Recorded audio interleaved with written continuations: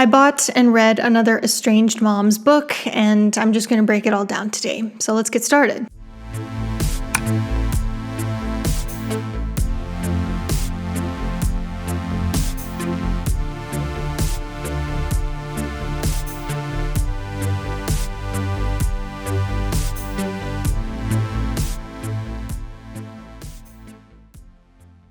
So in the About the Author section, the author of this book describes herself as a mother, grandmother, wife, and relentless truth teller. And I have to wonder, why do so many estranged parents call themselves things like relentless truth tellers? I think when I did my review of Doormat Mom's book, she also did something similar. It almost reflects this notion that like my perspective or what I have to say is the ultimate source of truth. It kind of suggests this like inability to recognize the validity of other coexisting perspectives. Also, I thought it was interesting that she identified herself so much through her relationships to other people, particularly via relationships that have been lost, because if you identify yourself through relationships and those people choose to end those relationships, then understandably that's going to be very destabilizing. It's going to feel like, who am I if I'm not in a relationship with this person? Which is why I think it can be helpful to have like a mix of identities, some that are quite solid and hard for anyone to take away from you. Like for me, I'm always going to identify as a writer because I adore writing. That's something that nobody can take away from me. My love for writing, the craft, the work that I put into the craft, that's not going to disappear as a part of myself if someone gets up and walks away. The About section goes on to say, through her writing and growing online presence, Candi has become a voice for the parents no one wants to hear, the parents who are silenced. Which is kind of funny because it's like, if these parents are silenced, why are we always hearing about them? So we hear pretty early on the story of what happened between her and her son. It sounds like there's this sort of like back and forth, a series of moments where her son distanced himself and then they rekindled. She says that she would constantly take responsibility for her mistakes and apologize, and then he would claim to forgive her and weeks later say, "You've never really changed, you just got better at pretending." Now, unfortunately, the author's daughter passed away years ago, and at the time when her daughter passed away, her son wrote her a card that said, "I know our relationship is going to keep getting better. I'm going to be the best son on earth." And for a while, she thought that things were getting better. But then in the summer of 2022, things went sour again. She said he had gone into a business deal with one of his siblings that went bad. Money was lost, trust was broken, and blame was flying. She said he blamed her even though she wasn't involved in the business deal, and he wanted her to fix it, choose sides, and make it right. And when she told him no, he snapped at her. He said, "You know what? Fuck you, and fuck anyone who feels the same way about the situation. It will always be everyone before me. You guys win." I have noticed that quite often when estranged parents talk about the volcanic event that led to the rupture between them and their children, it feels like there's context missing. Things start to get very vague, very fuzzy, very quickly. At first glance, based on the way that she described the situation, it might seem like her son is maybe bratty or entitled or irresponsible, which is actually a very frequent way that estranged parents describe their estranged children. But I found it really interesting that her son's letter almost seemed to be carrying like a sense of guilt and responsibility for his mom's grief following the loss of his sister, rather than sort of processing his own. You know, it's just like a tiny little thing, so I'm not sure what to make of it, but it's something that I noticed. And I also worry about the sort of family roles and dynamics leading up to that volcanic event. Did her son feel like there was an injustice that happened with his sibling, with the business deal going wrong? Did he feel maybe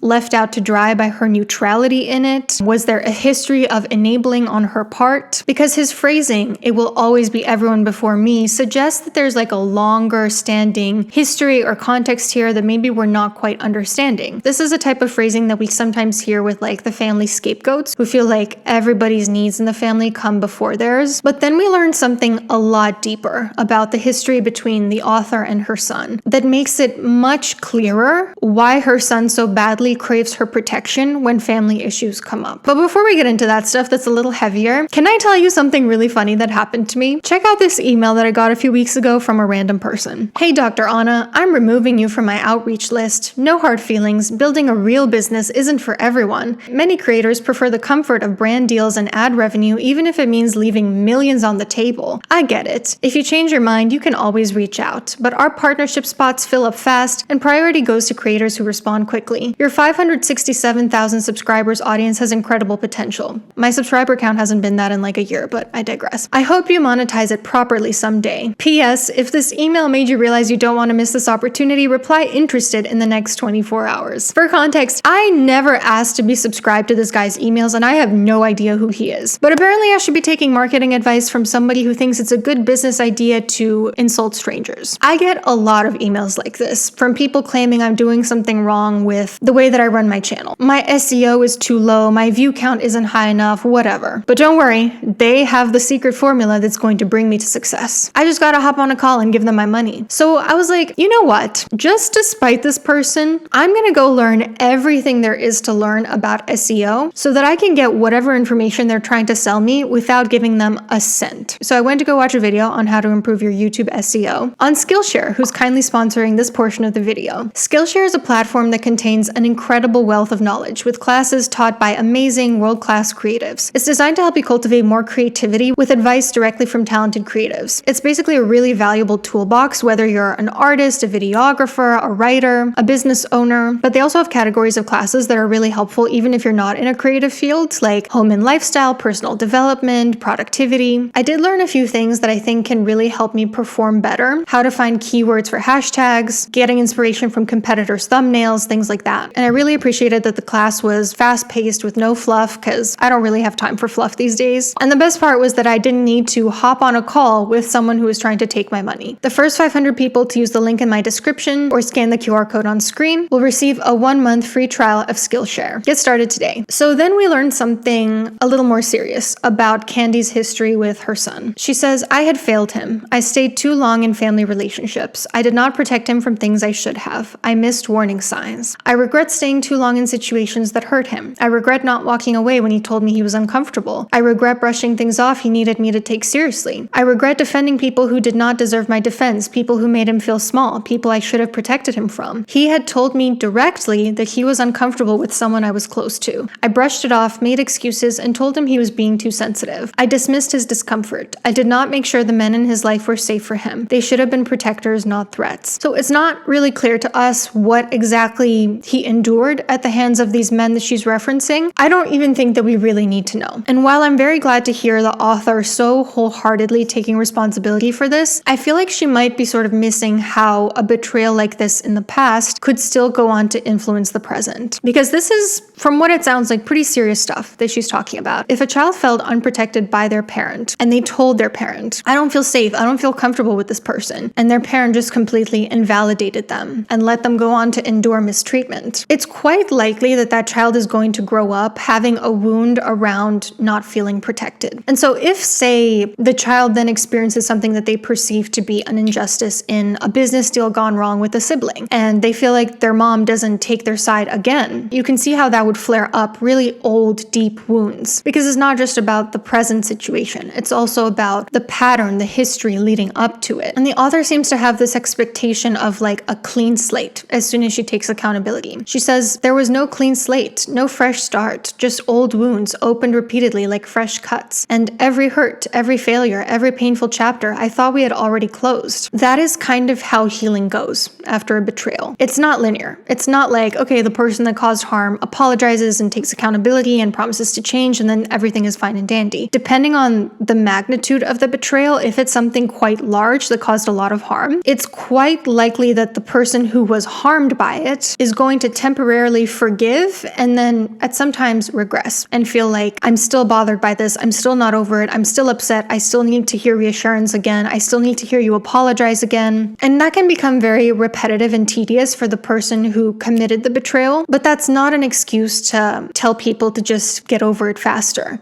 Like when we think about infidelity in couples, I know that sometimes couples will go to couple therapy and they'll say like, why are we still talking about this? I've apologized so many times, we've already been over this a million times, I'm sorry that I cheated on you, it's in the past. It's not in the past for that person. They're still dealing with the emotional ramifications of that betrayal. And so they're still going to need to process through it 100, 200, 300 more times before maybe at one point they can go a long stretch of time without needing to bring it up again. It's not fair for the person that needs to keep dredging it up over and over again, and it's not fun for them. But you know what? It's also not fun for the person that experienced that betrayal in the first place that they need to do that. And unfortunately, some betrayals are so large that even if a person tries to get over it, and even if the person who betrayed them apologizes and takes accountability over and over and over again, it's just not salvageable. Because what has been done is just so egregious. The author also says that she desperately wanted him to see her and the progress that she made in changing as a person. That's not a child's job. It's not a child's job to make their parent feel seen. And this notion of her wanting to feel seen shows up in a couple other moments as well. She says there's a difference between respecting boundaries and letting yourself be erased. She also talks about unfollowing social media accounts that made me feel small, ashamed, or erased. It's like, do you guys know that hypothetical? If a tree falls in a forest with no one around to hear it, does it still make a thud? When somebody doesn't have a stable sense of self, the answer can feel like no. If there isn't a witness, if there isn't someone to sort of see me or make me feel seen, then I don't exist. In reality, we exist whether or not other people acknowledge it. If we struggle with not feeling seen, it's not other people's jobs to make us feel it, except, I would argue, a parent towards a child. Of course, in other contexts, it's nice to feel seen by people, by a therapist, by a partner, for example, but we are not owed that by other people. And sometimes we need to do it ourselves. We need to see ourselves because it's not that person's full-time job. And in other contexts, like a parent wanting to be seen by their child, I would argue it's always inappropriate because there's always going to be a power imbalance there. The author also talks about this sort of recurring theme that estrangement is a form of punishment or abandonment or sometimes even abuse. I was left carrying the weight of his absence as if it were my punishment to bear. She also frames estrangement as disrespect, and I wholeheartedly disagree with this interpretation of estrangement because it frames one adult stepping away from another adult as obligation, which, as we know, is one of the core 3 components of emotional blackmail: fear, obligation, and guilt. In actuality, an adult choosing to walk away from another adult is just a basic human right. Implying that they're obligated to stay in a relationship for the well-being of the other person reflects a worldview in which other people need to bend their decisions around your welfare rather than their own. And also, when you frame it as a punishment or abandonment or cruelty, as she sometimes called it, that then positions you as the victim and them as the abuser. I have no doubt whatsoever that being estranged from your child is heart-wrenching. Absolutely. But just because someone does something that hurts us doesn't mean they're being cruel. Like my baby screams their head off when I temporarily step outside of the room to get something. That doesn't mean that I'm being cruel to them or that I've abandoned them. It may feel that way, but that doesn't necessarily mean that's what it is. She says not every cutoff is a healthy boundary. Sometimes it is punishment, avoidance, or projection where all their pain becomes our blame, and sometimes it is emotional abuse dressed up in therapeutic language. So let's talk about it. What is the difference between punishment and estrangement? Punishment is about control. You didn't do something that I want, so now I'm going to ignore you or stonewall you until you do give me what I want. Estrangement, on the other hand, is quite the opposite of that. It's one person accepting that the other person isn't going to give them what they want and choosing to step away for good or for a period of time. They don't care if the other person changes their behavior anymore. They're just going to try to live their life independently of them. So like an example of punishment would be a woman demands that her mom watches the kids for her on a specific day. And when her mom says, sorry, I already have plans that day, the woman ghosts her and just ignores her for 3 weeks straight. And finally, after much groveling from her mom, the woman coldly starts responding again. So the next time that her mom feels the urge to say no to something, she'll think twice about it. Whereas an example of distancing that is not punishment would be the woman politely asking her mom to watch her kids one day. Her mom says no for the 300th time. The woman then starts to pull back because she realizes her mom is simply not interested in helping her or being involved as a grandmother. The two are very different. One is about control, one is about simply stepping away and accepting that that person is not going to change. But the author says estrangement is not always about protection or healing. Sometimes it is about power, control, and avoiding hard conversations, or clinging to a narrative that makes one person the villain and the other the hero. Interestingly, I think that's exactly what this author is trying to do by framing one person who chose to step away as being cruel or abusive. She's framing herself as the victim and the other person as the villain. So when she says things like, I have forgiven my son, it almost suggests he committed a transgression against her by choosing to remove himself from her life, which again, I think is a very slippery slope because it implies that other people are obligated to access. So a lot of the middle chapters are the author sort of grappling with the estrangement. So she says for one of her son's birthdays, she decided that the way she wanted to make a gesture was to send him $5 in Cash App with no message attached. And her explanation was that she wanted to test the waters with something small and that if he accepted it, she would send more money and a message. When I read this, I was stunned. Honestly,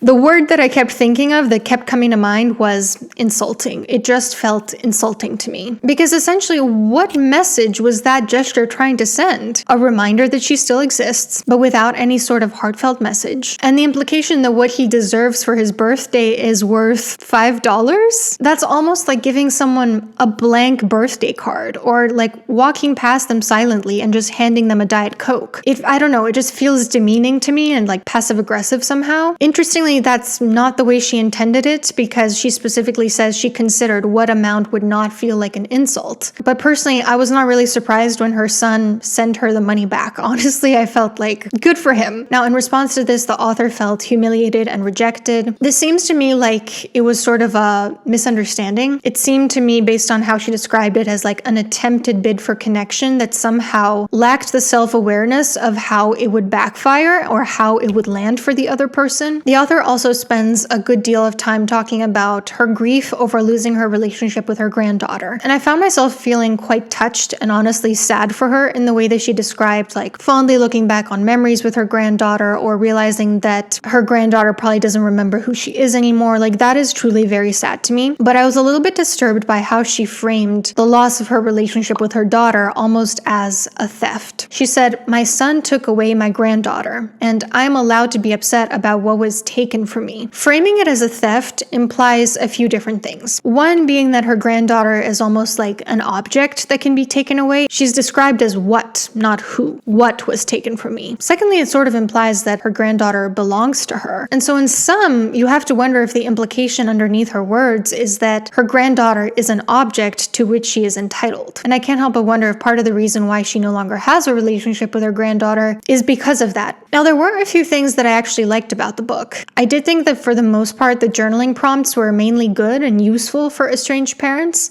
There is one exception. Some of the questions were a little bit leading. Like, one of the journaling questions was, "Have I apologized more than once only to be reminded of my mistakes again later?" Like, what are people supposed to respond to that journaling prompt? Like, yes?